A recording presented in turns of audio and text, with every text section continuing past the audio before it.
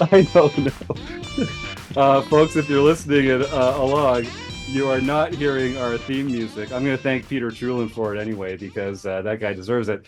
You will not believe it, folks. We're having some technical difficulties tonight here on the RecPoker podcast, but I am so pleased to be here, and you are in for a treat, even if you can't hear our intro music, because it's episode 617 of the RecPoker podcast. This is the Chats edition. We also have a forums edition every week, just talking strategy. Now, I'm your host, Jim Reid, Bluffsterini in the home game, and at RecPoker Jim on the hellscape we call Twitter. And I have the best freaking job in the world talking poker with my friends here on the podcast every Monday night at 7:30 Eastern, live on YouTube. You can join us for free every week and win a prize just for showing up. Now, we're going to talk. I know you're here to talk to Slow Poker, and we've got him. He's on the back burner for just a second. I have to mention that we're brought to you by Running Aces, the official sponsor of the RecPoker podcast. Most of what we do here is free, so we're a largely volunteer-based organization, so we really depend on support from our sponsors and also from our premium members who take part in our training material and study opportunities for only $22 a month.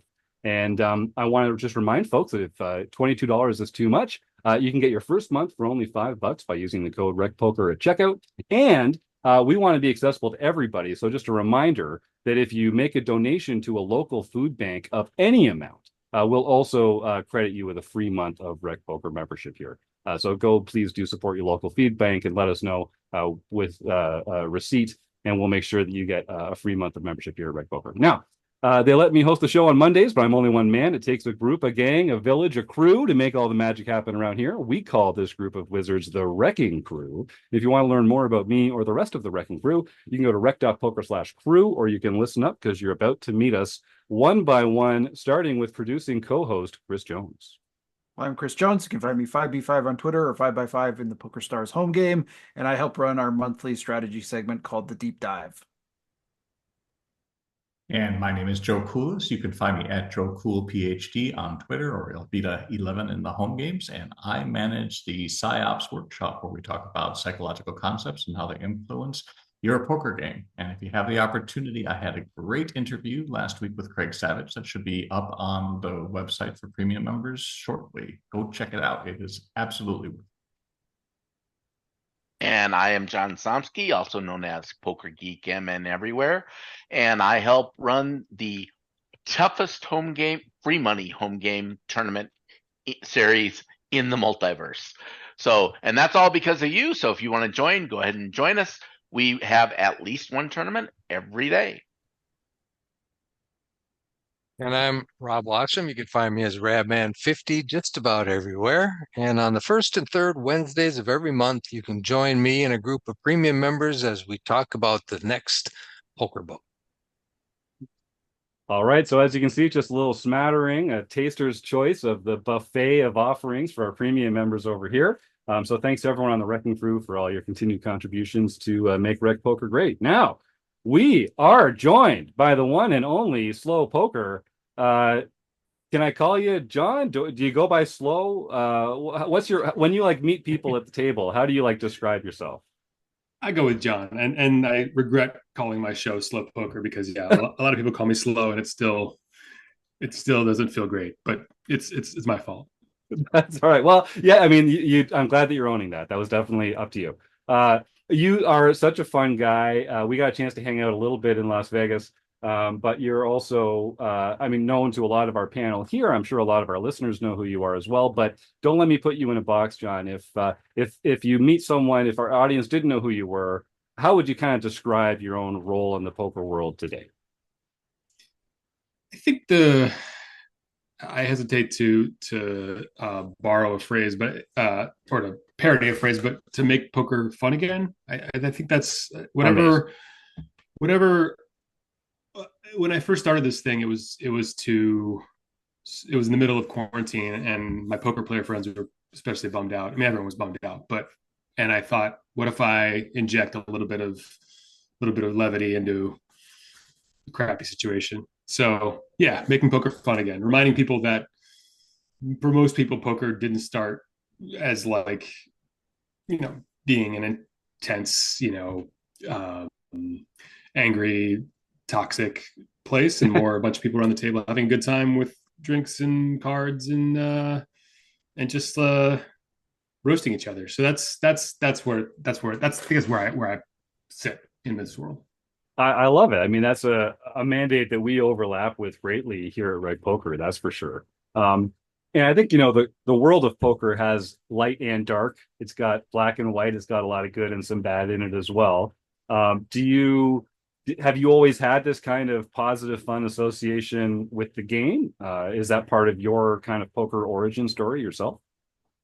Yeah, so I came to it very late. So my first experience was well into my, I mean, almost 40, I think, when I learned poker. I think most people would learn it like, when they're a teenager or in college. And yeah, some new neighbors invited me over to their poker game. I said, I don't play poker. They said, we'll show you. And I fell in love with it that night. And that was a 25 cent, 50 cent, or yeah, quarter, 50 cent limit game.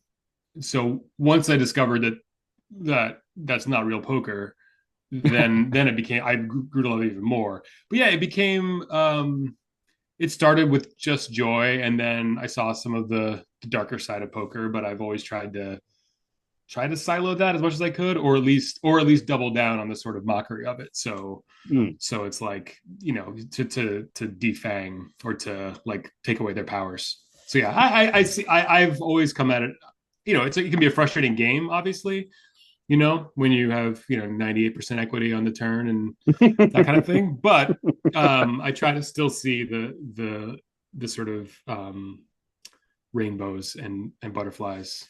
Yeah. Good for you. So I'll just remind our YouTube chatters, you're here live joining us. If you've got any questions for Jon, type them into the YouTube chat and we'll make sure that we get them to him. And we'd also like you to suggest some names for Stake, Study, Stack. We'll be playing later on at the end of the episode. So suggest some names there.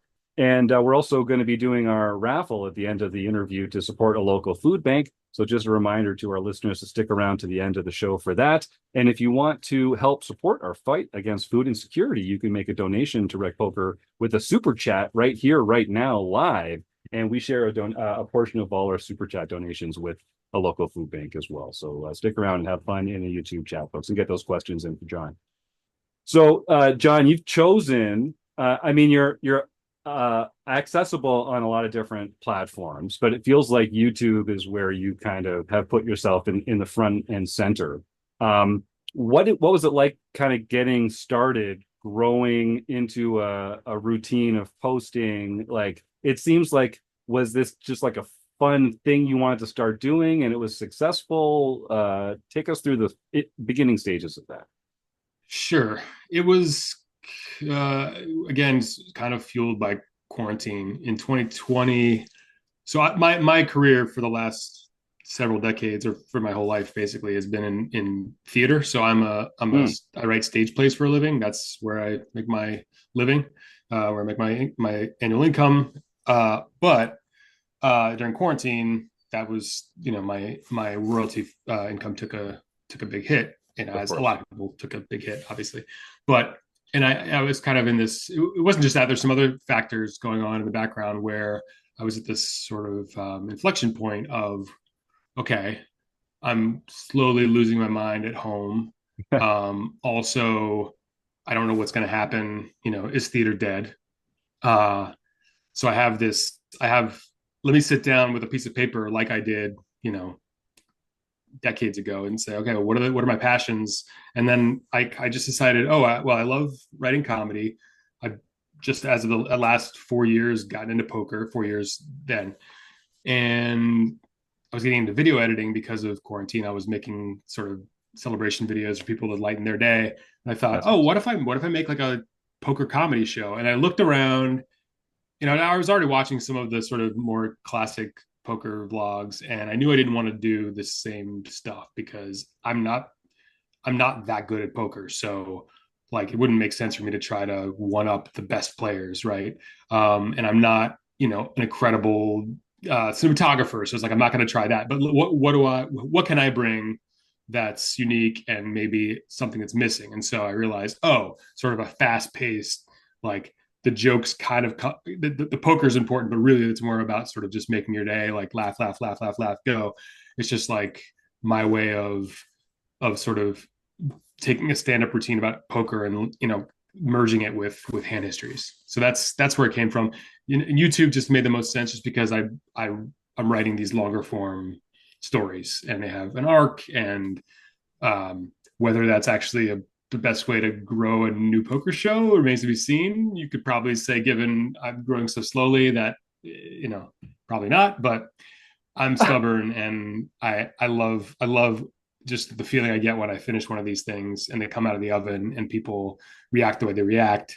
It's really rewarding. So yeah, I'm branching out more and more into the shorter form. I'm posting more on like TikTok and Instagram and things like that.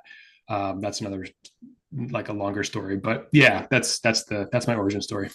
That's cool. Well, I mean, in case it has to be said out loud, you're on the Rec Poker podcast, baby. You've made it. This is like, how does it feel to peak as a professional in the poker industry? What's that experience like right now? Like, what the thoughts running through your head, the adrenaline, like, what's it like? If I drop the mic that I'm speaking into and it breaks, then the podcast is over. So I really don't want to do that. So we'll just sort of, all right. We'll leave it there. I appreciate that. Joe, cool. No, it feels great. It feels great. I feel like I can die happy. Just make sure I make sure I put my kids to bed first before I die, just because they can't do it themselves, because they're ever the family man. He's got his priorities in the right place too. I love this guy. All right, Joe, jump in. So the interesting thing when I started listening, and as we said before, I think I was one of the first Patreons that she actually had. I've been there paying money since the beginning, and if you're not paying this man money to help build his program, you should do it right now. And he didn't pay me for that. There's no that I just really believe in that. But I think that the reason I started listening to you is honestly, I find a lot of vlogs actually quite dull. Right. I mean, I can watch strategy about things, and sometimes Brad Owens, has a good joke here or there, but it's mostly about the poker. Yours, yeah, it's poker adjacent, but you're a writer, right? And it's freaking good writing that comes through, and the jokes are funny, and they're referencing different things that maybe we're just of the same age, but it really feels to me that you're the only person that does it close is probably Marle Spragg, in terms of being able to write something that's funny in and of itself, even if you're not the greatest poker player in the world. And I really have to give you credit for it. And you shouldn't, your slow building of it is not just your moniker. It's probably just because you're not saying, look at all this money I'm making doing something. You're actually writing something pretty difficult.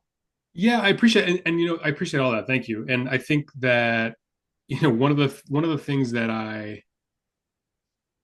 there are many reasons why my channel has grown very slowly, and among them is it's not about, like, look at this massive 40K win, or look at this massive 40K bluff, or whatever. It's just like, I don't have interest in that. And I've looked around, and the videos that get probably the most views and the most interest are the ones where you use this giant, lots of commas in the video thumbnail. It's just not, I'm just not interested. Like, it's, to me, that's, and I recognize, people, I have very few trolls, which is remarkable to me, but every so often someone, especially now that I'm into shorts, will pop in and it'll be like, because I've been making these shorts on like 2-cent, 5-cent games, and it's just for the comedy of it. And someone recently said, like, bro, you got to play higher. No one's going to watch your show. And I didn't know how to tell him, like, it's not like, it could be 2-cent, 5-cent. It could be 100, 200. It could be a potato chip Funyun. Like, it doesn't matter. It's about, like you said, it's about the, like, poker. Obviously it's about poker, and that's the theme of the show. But it could be about baking beignets, I guess. No, it's the foil, right? It's what you're using to present your comedy. It's not the focus of what you're doing. So right. So and that's hard. I just think that's harder than a lot of the, because again, if you just flipped everything to big blinds, what's the difference between $1 million or 50 cents? It's the same game. And it's, furthermore, I won't name the name of a show, but there's certain live streams where I was fascinated for a while, and then I realized, these stakes are the equivalent of 2-cent, 5-cent to me. Like, for some of these people, like, why do I care that someone, executed a 25K bluff when that's truly in their couch cushions. Like it's not like they truly don't miss that money. It's a rounding error in their portfolio. So it's like I don't find it interesting anymore once that happens. So and furthermore, like I don't find like one of the things that I found I have the most fun with is to sort of self mock, right? So I mock other people, I mock myself more than anybody, and I think that I struggled. I went on this like win streak in Vegas, the World Series, not this past summer, but the summer before, where I just couldn't stop winning, and I for months I couldn't think of what to do with it. I had all this footage of just me, just like I couldn't stop. Like every time I had a pocket pair, I flopped the set. Every time, or I flopped the nuts. It was just like constant. Or I just made like the bluff that like I would never make, and boom, it worked. All that stuff. But I just couldn't find the humor in it. It's just like, and I'm not gonna do the. I'm just not built to be the kind of person to say like, check out this sick action. It's just not. I mean, maybe I'm just too old, but I just don't. I don't find that interesting at all. And I'm like you. I think I used to watch more poker vlogs. I find most of them unwatchable.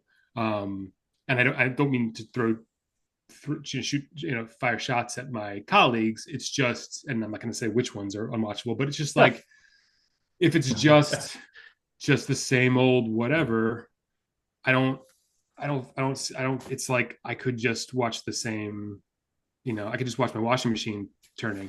It's the same thing to me. Yeah. So yeah, I appreciate those out there who are trying to do different things, because the people who do the stuff, like the people who pioneered this stuff, they're doing it well, and I don't see why we need to, bring out another wheel. It's been invented. Let's try, different inventions.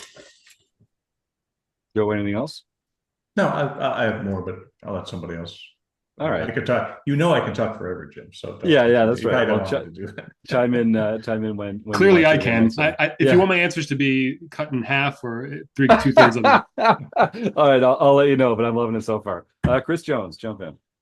Well, John, I want to ask you just a couple questions about playwriting and writing, and then sort of related to poker as well. So, for our audience who doesn't know, I mean, you're a pretty prolific playwright. I was reading some of your bio. You've got your play "Check Please" is very popular. It's been one of the number one short form plays produced in schools around the country. So, tell me a little bit about that, and then I have a follow-up question as it relates to sort of the poker world. Sure. It's kind of, and I apologize. Yeah, this is no interest to poker players, but also I'll keep it brief. But yeah, when I was a teenager, I wrote my first play, and it had kind of early success that I didn't expect. And it happened to be this sort of short form, sketch-based comedy play.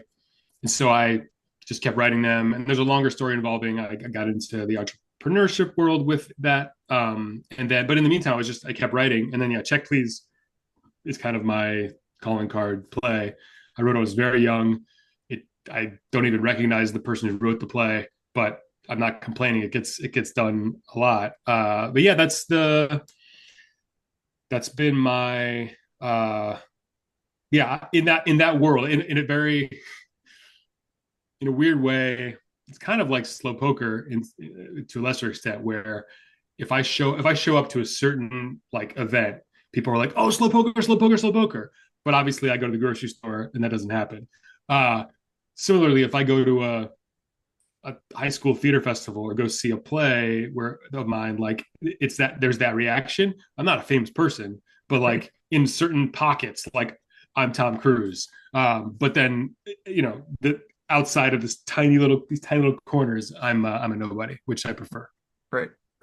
Well, I guess I just wanted to ask too, just maybe your take on poker in media, poker in whether it's in film or on TV shows or in plays, even sort of novels, books, writing, that kind of thing. It's hard to get it right. Most people fail at. A lot of people, well, not a lot of people, but some people still try, but it's usually not very good. And I'm just curious, do you think that the game itself doesn't lend itself to sort of a sort of media rich environment, or has somebody just not written it yet? I mean, can poker have its own Queen's Gambit? I guess is part of like, can that happen? I mean, I have been tinkering with a poker TV show. So yeah, I don't know, because there's so many talented people who love poker, whether actors, writers, producers. I mean, they're everywhere. I'm sure you know most of them, but I feel like every week I find out, oh, Lou Diamond Phillips is a poker player, or this English playwright who I respect and admire, who I had no idea was one of the OG English poker players. And I was like, oh, that's why his play is about poker. And, it's just like they're out there. And so I don't know. I don't know if it's just, I know somebody asked me recently if I'd consider writing a play about poker. And that's just tough because poker tables are around and plays and, stages are not. So most stages are not. So, but yeah, I mean, I'm shocked. I'm shocked that there's not more, that Rounders is still the one that we look to as the poker film. And and when it comes to, I know there've been a few attempts, but yeah, I never saw, is it called Tilt? I haven't seen that. And then, I saw Runner, which I think they would admit they weren't proud of. Yeah, so I think it's only a matter of time. I think I have no clue as to why it's slow going. I don't know.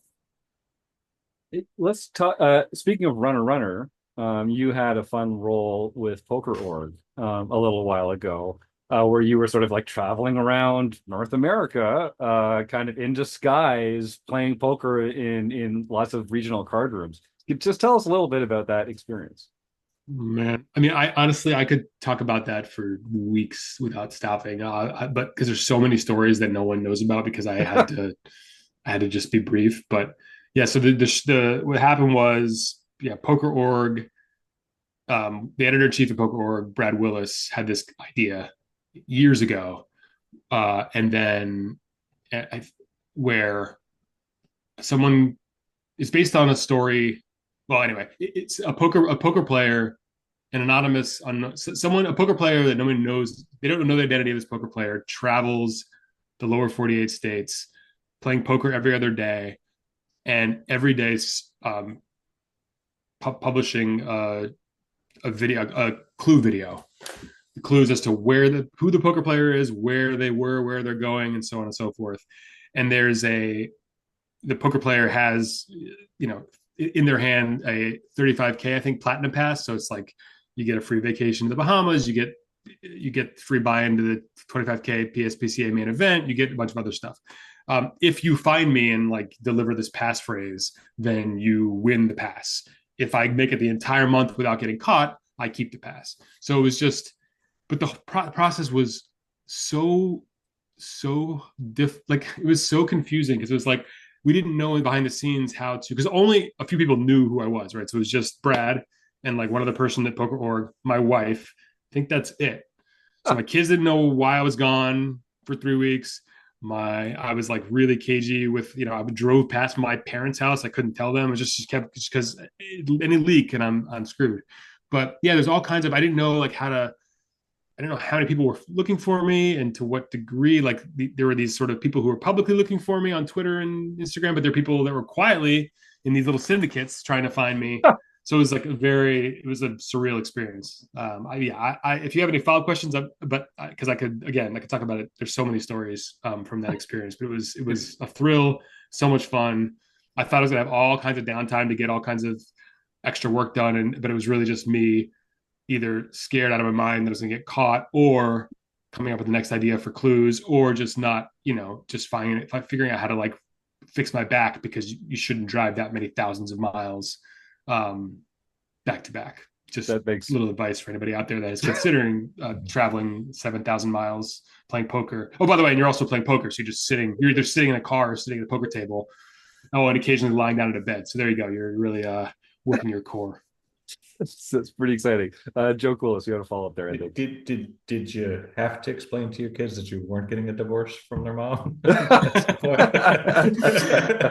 it's funny. I've gotten better at now when I travel for longer stretches of time. Now that I don't have to be incognito, I've gotten better at sending things. So like donuts from dad and, things like that. So little reminders that dad didn't just go out for cigarettes and didn't come back. Dad's around. But yeah, I shaved my head halfway through because I was wearing wigs and you could see my hair popping out. So when I called the kid, like video chatted with the kids, I wore a hat every time, so they weren't freaked out why their dad is bald.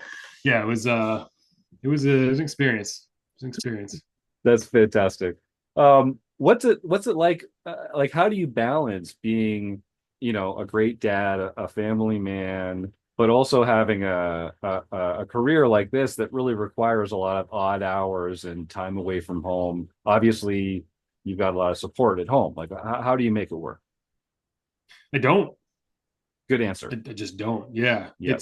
it's a terrible idea. I don't recommend it. No, it's okay. So yeah, my wife is incredible. She's always been someone who has supported the fact that I am a creative type, and so sometimes that means, like when Brad approached me at the Poker Org about this concept.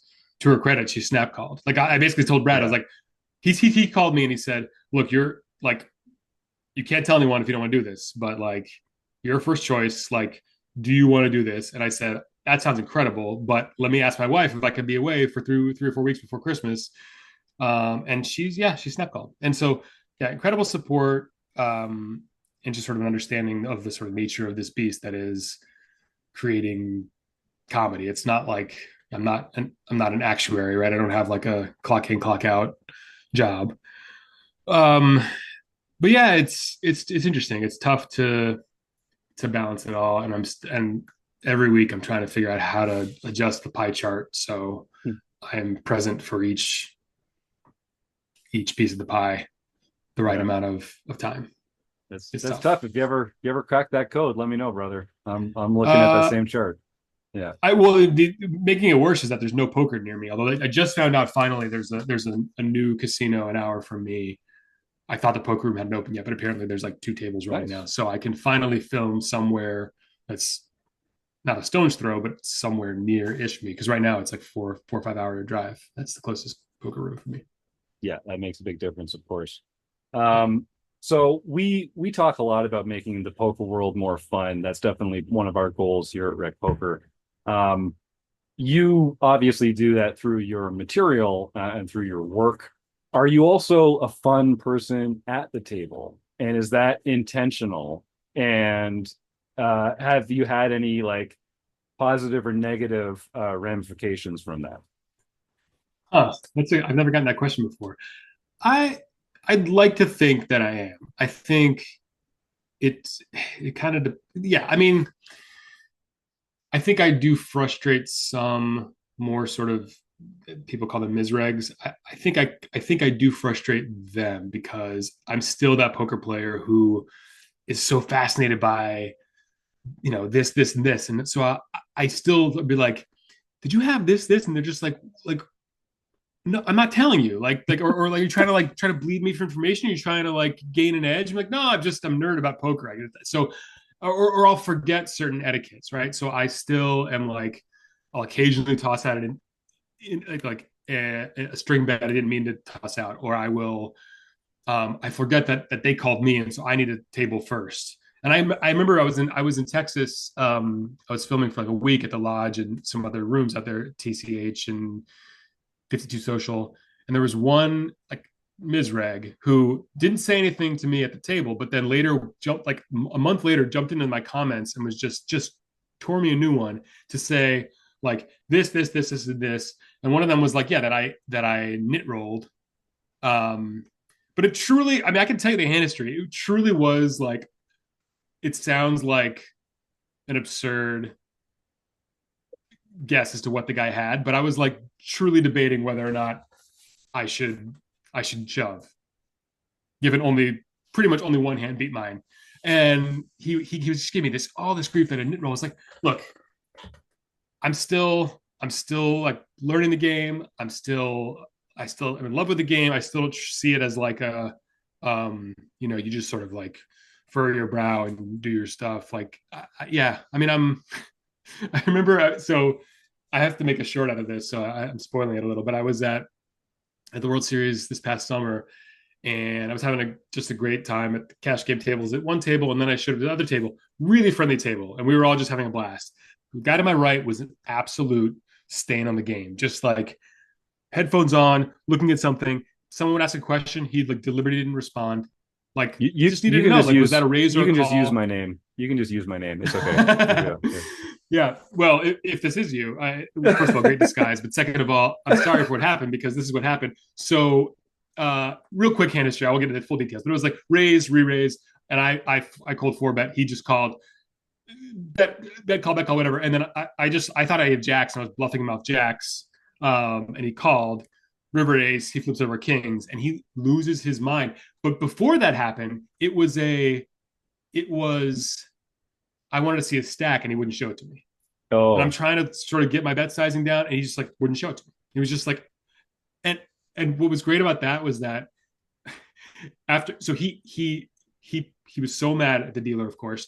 He was like screaming at the dealer, "You give him, he goes all in with ace high, hits what he needs. You just," and he's using all this like awful language, like truly not just like language, but like words that, you know, even I wouldn't like, if anyway, whatever. And then he took the pocket kings and crumpled them up and threw them at and then he was banned from Caesar's Properties for a year. So anyway, but there was that moment where at the table, you know, before that, we were all having a great time, and I kind of had to ask the crew. I was like, I usually feel guilty when that happens, like, because like, you know, I got it in with ace high and hit, but I was like, let me just confirm, everyone was happy with that ace. They're like, oh yeah, good ace. So yeah, I like to think that, like, yeah, when it's the kind of table that appreciates it, I like to bring it. Nice. That guy in the antithesis, that guy. Yeah, but you know what? Some people, they're called Ms. Regs for a reason. You know, like they've decided how dictionary they definition. That guy. Yeah. Well, good riddance. I say often, we got to do a better job as a community of ostracizing assholes. Like, we don't actually have to make them feel comfortable at the tables just because they bring money. There's actually lots of really nice, friendly people that also have money that you can play poker with. So kick those jerks to the curb. I'm with you.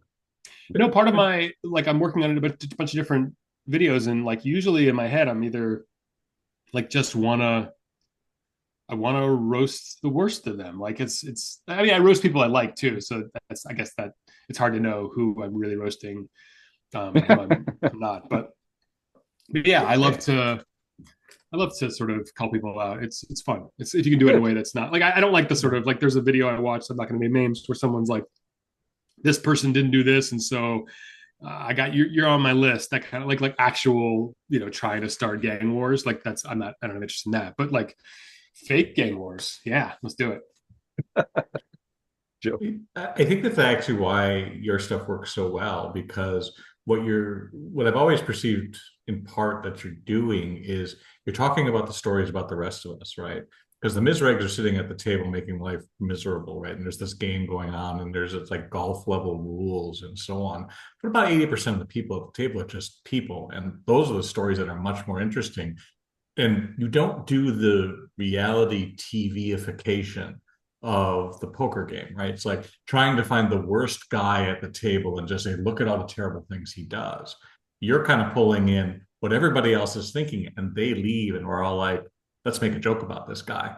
Let's talk about how we're normal. And even if we're weird, and I consider myself weird, that's the interesting part of everything that we're doing. It's not the jerks or the misregs or even the money that's at the table. Does that make sense? Oh, absolutely. I couldn't agree more. Yeah, I think like people, I said at the beginning of the podcast, I think the people who are entrenched in it, the misregs, or the people who are like, you know, they're trying to make a living, and that's important, and I get it, but they sometimes forget that like the vast majority of people out there, and honestly the sort of source of your income usually, are the people who are just there to have a good time. And if you're forgetting that, it's like you're like cutting off your water supply. And like, odds are you probably started as a person who had a good time too. So like, it's like the person who forgets when they get into like hedge funds that nobody, there was a time you didn't, that the people that did a party don't know that acronym either. That's a weird analogy. I'm just saying, like, you just forget your origin story. You forget that, like, you know, you were once that player, most likely.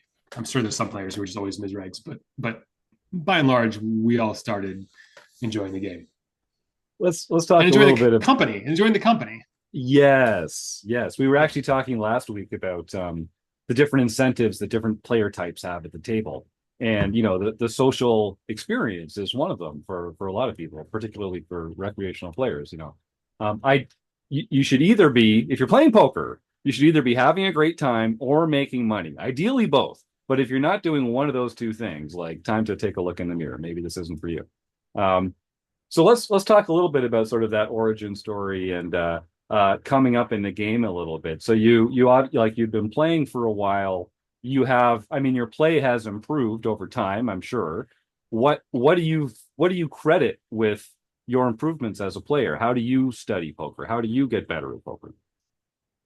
You know, this is going to sound silly, but I truly believe it. I think just sitting down, given I'm sitting down to think about, I'm outlining the scripts, I'm writing the scripts, I'm in the editing room, I'm reviewing the same hands so many times and being like, that sizing was way off. You missed river value, like, and it's like someone just repeating advice to you over and over again until it's like just entrenched. It's just like just etched into your brain. I don't really study. Frankly, I'm just not. I mean, I don't think I'd ever become a professional poker player. I think that I'm better. I'm built better for this other side. But yeah, I become. I mean, the poker player I was when I first learned this back in 2016. And I still remember in that game where like even the silliest stuff is just like I just don't understand on a paired board that I shouldn't keep raising with a flush, like that stuff. Right? That's the sort of basic stuff. But then just knowing like, you know, oh, eventually I can like I like never bluffed in the early days, and now I'm like, okay, I can I realize that, oh, this is actually part of the game. You don't just wait to make your hand. You have to like, you know, you got to push it. And yeah, I think just in just pouring over footage, I think that's honestly a huge thing. And honestly, like because I'm filming at the table, like it's a whole production. Like I really pay attention. So it's like it's a lot more. I'm not just like, you know, texting, right? I'm paying attention to like the characters around me. So it's like, which also helps, you know, it helps from the script standpoint. So I can like, if I want to use this person again, I never really name names, and usually they're blurred, and you know, unless it's, you know, they've signed permission. But you know, it's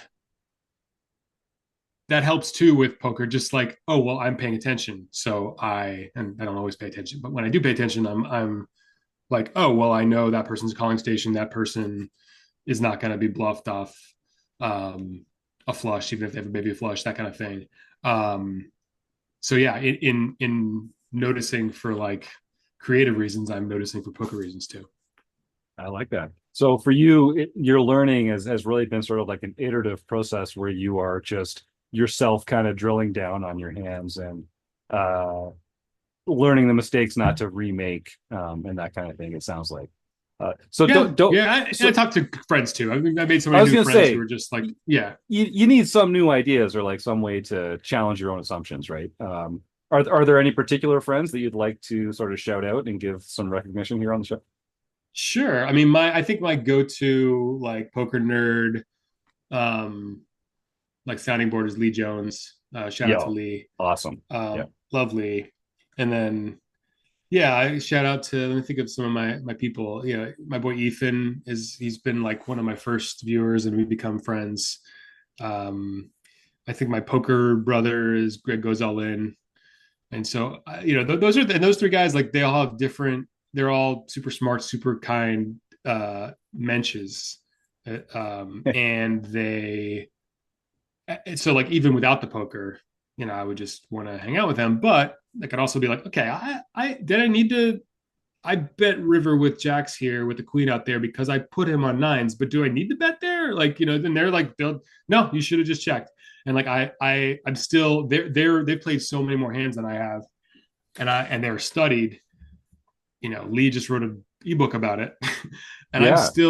I'm still like, working my way through it. So it's nice to have a brain trust to be like, okay, I respect your opinion.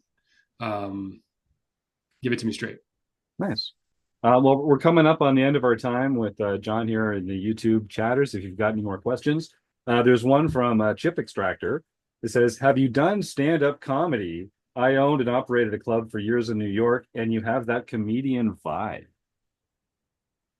Oh, it's I have never done stand-up comedy. I have pages and pages of notes, and I have sets that I've written down. I just don't know if that's. I mean, I'm probably too old now to jump into that pool. But my wife used to do stand-up comedy in New York before I met her. But so it's in the house. That's cool. You're gonna have some very fun kids, I think. How? Let me know if you don't want to talk about your kids, but like approximately how old are they? Are they blossoming into? Oh wow. Okay, so they've got personalities. Are they taken after? Is there like a baby mama and a baby papa, or how is that? How do they kind of fall after you They guys? seem like hybrids. Yeah, they seem That like makes hybrids. sense. That checks out. Yeah, that checks out. From what I understand, that's how the process works. Okay, good. Yeah. Baby mama must mean something different in Canada in comparison to the States, because I couldn't figure out where you were going with that. Yeah, I didn't want to say anything.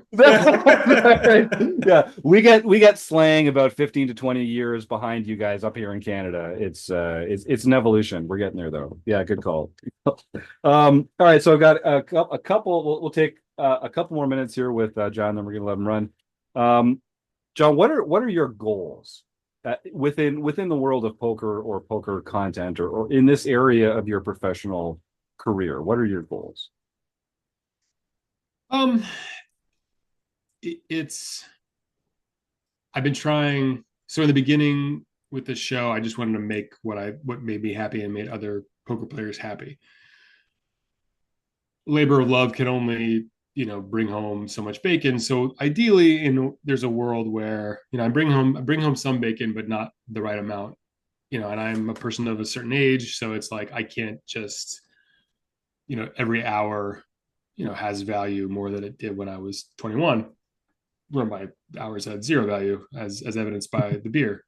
But yeah, ideally, I am making the stuff I love to make, interacting with the best types of people in poker on a more regular basis, and able to do that either by myself or in partnership with others in a way that has a higher ROI. I hate to sound so mercenary, but at my advanced age, every hour that I spend on a poker comedy show that pays so much, I'm not spending my time on things. You understand opportunity cost. There's a great opportunity cost with every passing month, and I love doing this so much. I love making these things. It gives me so much joy, and it brings my viewers so much joy. And the most vitriolic stuff I get online is like, why do you take so long to make videos? I think that's a outstanding compliment. I appreciate that.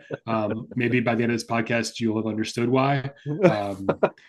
So yeah, that's what I'd love to be able to do this in a way that justifies my doing it. That's fantastic. I can maybe upgrade from Lunchables to Lunchables Plus. Is all this just an advertisement to get me to up my Patreon level? I'll do it, man. Your words, not mine. Lunchables. Joe. Yeah, your words, not mine. That's right. Yeah, it is appreciated, I'm sure. Well, it's great. I mean, I will say I've been blown away by the poker community as a whole. And, as an outsider, you get the sense that there's kind of all these like sharks and shady rooms and, unscrupulous scam artists and that kind of thing. But the more involved I've gotten in the poker industry over the years, the more I've been impressed with how kind and generous and thoughtful and supportive a lot of the people in here are, and yeah, there's your Chris Joneses and your Phil Razors that, they really try and make it hard for everybody else and give us all a bad name. But I'm glad that you you feel like you're being recognized and that people are helping to support you on this journey that you're on. What's the one thing that our audience could do to say thanks or to help support what you're doing? Is it Patreon, signing up to subscribing to YouTube, a newsletter, or something like that? What's the one thing that would move the Yeah, needle? Patreon would be great. I mean, I don't want to beg for money, but yeah, Patreon would be great. If you could subscribe to YouTube and all my social, that would be awesome. I'm trying to think of what else. I mean, I don't want to go out of bounds on No. anything because I'm in the middle of a marketing campaign with Ignition Poker, and so Cool. if you click the links in all my bios for that, then they that might incentivize them to like continue with more kind of campaigns. Yeah. Anyway, I haven't done that before, so I don't. But anyway, that's It's so funny. I love how uncomfortable you are about this. It's Well, true though. We kind of need to yeah. embrace this a little bit, right? Like this is part of this is the other side of the coin. I just don't. Yeah, go ahead. What I was going to, I'll speak for you, right? Okay, so it's like psychologists oftentimes have a hard time asking for money. I've never had that problem for what I do for a living. And I think that one of the things that taught me is that it's really people's responsibility. This stuff is hard work, right?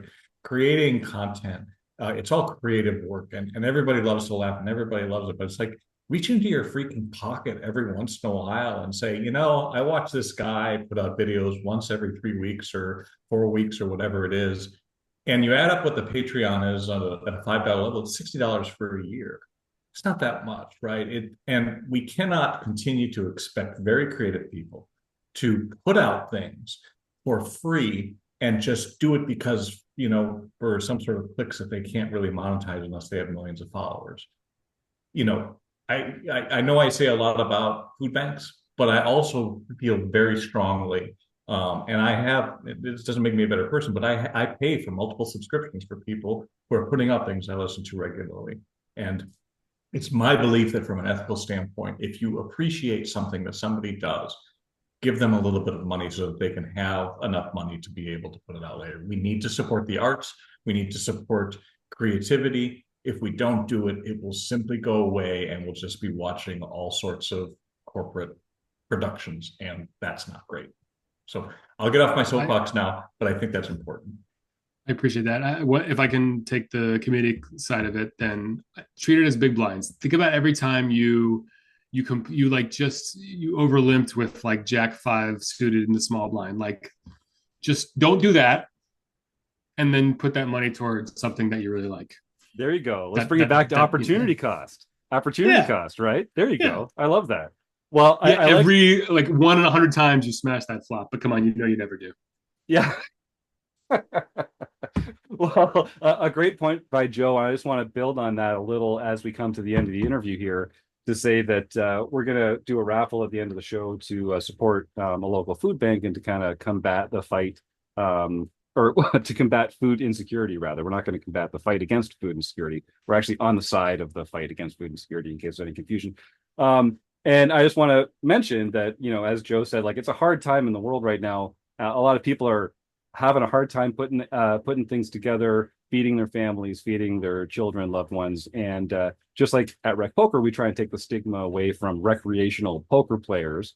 We also try and take the stigma away from people that need a little help, just going to a food bank and getting a little help. So if you pull out your smartphone right now and Google food banks near me, you'll find a fantastic organization, I'm sure, that could benefit from a few dollars from your pocket, a few hours of your week as a volunteer, or a few non-perishable food items from your pantry. And it's just a great way to make a difference in the world. One thing we can all agree on is that hungry people should have some food in their bellies, and you have the chance to make that difference in the world. So we're going to get to the end of the interview here. If folks want to start typing the words food bank into the YouTube chat, we're going to give away a prize at the end of the show. And we just do it by rolling a die according to how many people type the words food bank into the YouTube chat. And sometimes there's a donation that goes along with that as well. So we'll just see how that goes. But start typing the words food bank into the YouTube chat, and we'll wrap up this fantastic interview with the one and only Slow Poker. So, John, I mentioned at the beginning, we're going to play Stake, Study, Stack, and then we're going to close the action with our speed round. Our producing co-host, Chris Jones, has been scouring the internet and the YouTube chat to find the perfect 3 names to put you in the blender. Chris, take it away. All right, John. So this is a game we call Stake, Study, Stack. works, I'm going to give you three names. You're going to pick one that you would like to stake in a poker tournament or cash game, one that you'd like to study with, and one that you would get sort of great pleasure out of just taking all of their chips at the table. And given that we've been talking a lot about content creation and kind of comedy in poker, I am going to give you some of your three compatriots. And your names are Greg Goes All In, Caitlyn Comesky, and Marle Spragg. Oh man, this is mean. Oh man, I don't know. All right, let's go with.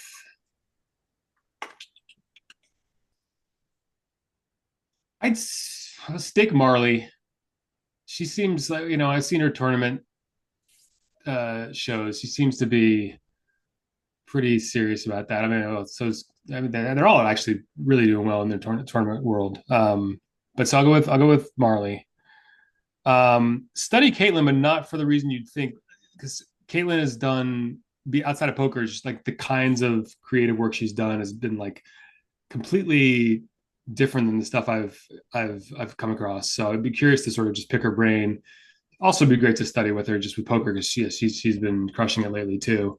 But I'd love to also study her wig collection because it's unparalleled. And then stack Greg Goes All In because I do that all the time, and I already know I like it, so I might as well just do it again. That's great. Great answers, John. Thank It you. ain't broke, don't fix it. Yeah, exactly. And you're comfortable. You want to stay in your comfort zone, for a lot of this stuff, All right, fantastic. So let's close the action with our speed round. So we're still having trouble with the soundboard, gang. That was a brilliant few months where, for whatever reason, it worked and everything was going great over here, but it's caused us to like abort two episode beginnings already in the last 3 weeks. So just imagine some dramatic ticking in the background as though time was counting down. All right, I want you to do that because this is for all the marbles, John. This is where the rubber meets the road. Okay, we're going to find out a lot about you here. Closing the action. We're going to start with a very easy one. What, sir, is your favorite poker hand? Favorite poker movie? Hand. Your favorite poker hand. Oh, threes. Is poker a gamble or a skill game? Skill game. What's your biggest poker pet peeve? This is so many. There's far too many. I could give you one. When you're in the big blind, you check your option, flop the nuts, and all the money goes in the middle, and you lose. And you're like, I didn't ask to be in this hand. Why do I have no more chips? That's that one. That's definitely a good poker peeve. Excellent. Is Die Hard a Christmas movie? Yes, absolutely. Is Ace King a drawing hand? Yes. Is a hot dog a sandwich? No. What about a calzone? Is a calzone a sandwich? No. What's one thing you're afraid of? Calzone and hot dogs. Should vacations be lazy or busy? Lazy. If there is a straight flush on the table, what do you call the ace high flush? Royal flush. Okay. Who's one player that you respect? Oh, sorry. You're saying if it's the ace high straight flush? Sorry, this is speed. No. So if let's say I've got an ace high flush, but you have a straight. Sorry, flush. it's the nut flush. The nut flush. I'm sorry. I thought you were trying to get me to explain what a royal flush was. Yeah, continue. We're still shopping this question. It's a difficult one to ask. But because it's not the nut flush, because there's a straight flush on there. It's not the nuts, but it's technically a nut flush by some definitions in some dictionaries, and people scream about it just because in a 5-bet pot that the nuts isn't 3-5 of diamonds. It's just like, no, sure, but it's the effective whatever. Yeah, I got you. We're off the rails. We needed that. For that segment, so I appreciate that. What's your favorite? I can't understand why there's not a poker movie on with these sorts of This is riveting. What's your favorite brick and mortar poker room? Oh, people ask me that all the time. I don't know. I'm going to say Hustler. They've hosted me at a bunch of meetup games. I'm going to go Hustler. Nice. Yellow light coming up. Slow down or speed up? Speed up. Doesn't have to be your favorite, but name one awesome musical artist. doesn't have to be recent or awesome. What'd you say? It doesn't have to be your favorite, but just list Oh. one awesome musical I was artist. just listening to the Decemberists yesterday, and I forgot how great they are. I love them. Nice. Is a taco a sandwich? No. Is an open-faced sandwich a sandwich? Yes. Who's your poker nemesis? Oh, I should have this off the tip of my tongue. Brad Owen. Brad Owen is Brad Owen. What's one thing that if you had it, you would be truly happy? Oh shoot! Sorry, speed round. Bathroom break right now. All right. Well, then let's do joke. some quick math. I Not a got you joke. at 726 points. That's amazing work. Really glad to have you here. I guess we'll give you one last question just to keep you awkwardly on the tip of not being able to go to the washroom. What's one, as speed round's over, take your time, just relax and really slow yourself down.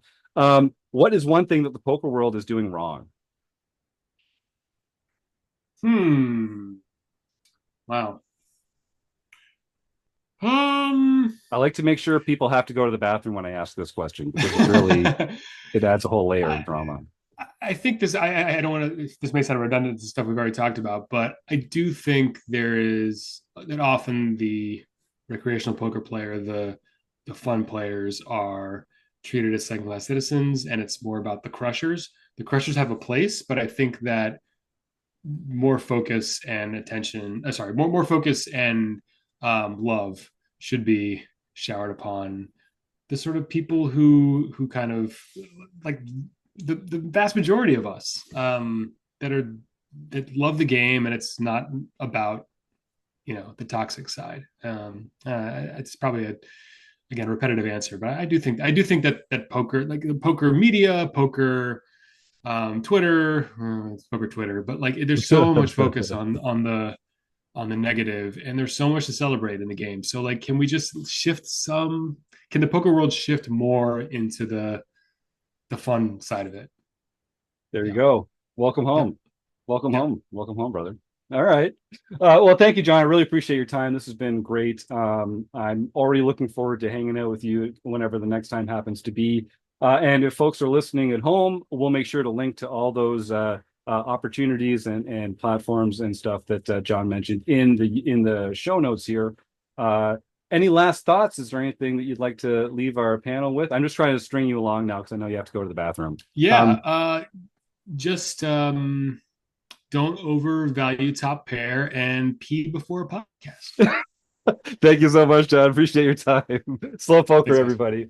I'll see you guys sometime soon, I hope. All right, we're going to talk about some recent home game results, crown some winners, and this is your last chance to type the words food bank into the YouTube chat here. I think we've only got 4 people entering, and we're giving away a prize, and it's free to enter. So while Jon Somsky rocks our world through the Home Game Club, we'll give you a few more minutes to get that in there before we wrap this up. John, jump in.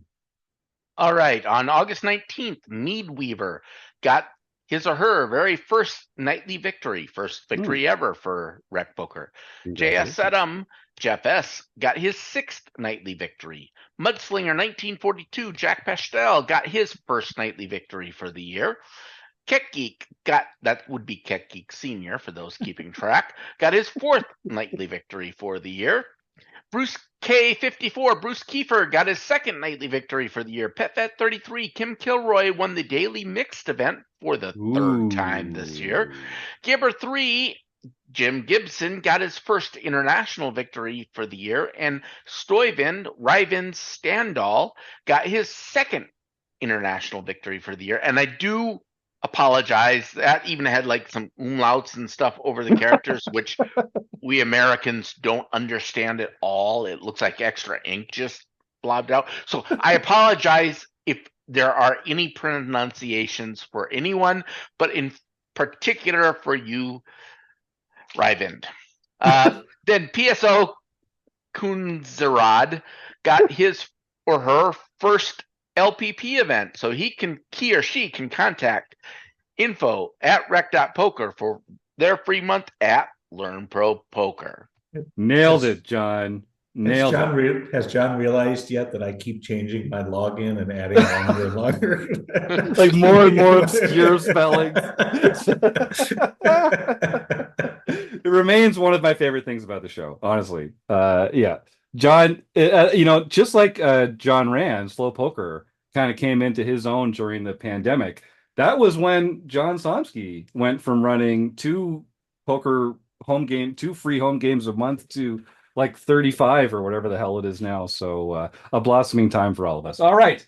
I still only see 4 names in the YouTube chat: Joey, Joseph, Michael, and Jim. Chris Jones, you've got the die of infamy, and the Dicocam is set up. Who's the winner going to be this week? All right, away we go. Dun, And while dun, I'm dun, rolling, dun. anyone No who's dramatic. joining the home club, remember you can make your name as complicated as you possibly can. That's right. Put some like I's and Yeah. L's and ones Special in there. characters, lots of fun. You It's a can make one. it simple too. Simple, easy to read. It's a 1. That means Joey Pigtails is our winner. All right, Joey, this is great. He and we've got some plans anyway. Joey and I are going to be talking over the next little while. Check out Joey's blog, by the way. He's got some really cool stuff out there, making the poker world a more fun place. Joey, you've won a free month of premium membership at RecPoker. And if you are already a premium member, one of the perks is that you would have unlocked a whole new realm of prizes that are only available to our premium members here on the podcast. Rob Washam, I saw you unmute. Why don't you talk a little bit about some of our learning partners and some of the prizes that are available? Yeah, the other day I was thinking about one of the things I struggle with a lot is 3-bet pots. I know we all do. And I was watching a video the other day from our learning partners, Jaka Coaching, which is available on the RecPoker website. And it was all about 3-bet pots. And he was mainly in how to establish ranges that you would use post-flop as you continue in the hand. So it was very, very entertaining, very, a lot of information there. So if you want this type of training content from Jaka Coaching, you can get 15% off the monthly subscription by going to rec.poker website and under resources, click on learning partners. There you So go. that is one of our learning partners. So definitely get in contact with info@rec.poker and we'll get you set up. That's right, Joey. Send that email, info@rec.poker. And Rob's referring to our Learning with Partners program, which is one of the things we do best here in our premium membership, which is take our members behind the curtain at a lot of other premium training sites around the world, some of the best training sites in the world, just like Slow Poker Jon Rand was talking about on the show at the end there, are recognizing how important it is to help recreational players. And so through their cooperation with RecPoker, our members get to go and kind of have a little taster's choice of some of the other training sites out there, watch some of their training videos, work with some of their coaches, and it's all offered at a discount through your RecPoker membership. So go check us out. Join RecPoker for free. Of course, all it takes is an email address and a smile. But I hope that some folks listening to the show decide to take the plunge and get their first month of RecPoker premium membership for only $5 by using the code RecPoker at checkout. All right. Well, I have to thank the wonderful folks at Running Aces, that casino, hotel, and racetrack that's been our sponsor since day one. Thank you to everyone there. Thank you to our fantastic guest, Jon Rand. That was a blast. We don't have our audio equipment set up, so I'm not going to play the outro music live in the show, but our fantastic production manager, Renz, has probably already started our outro music. Maybe you can hear it now. Chris Jones, Jon Somsky, Rob Washam, and Joe Coolis, thank you all so much for your help like this week and every week. Everyone in the YouTube chat and all our listeners at home, thank you so much for all your support. Have a great night. We'll see you next week on the RecPoker Podcast.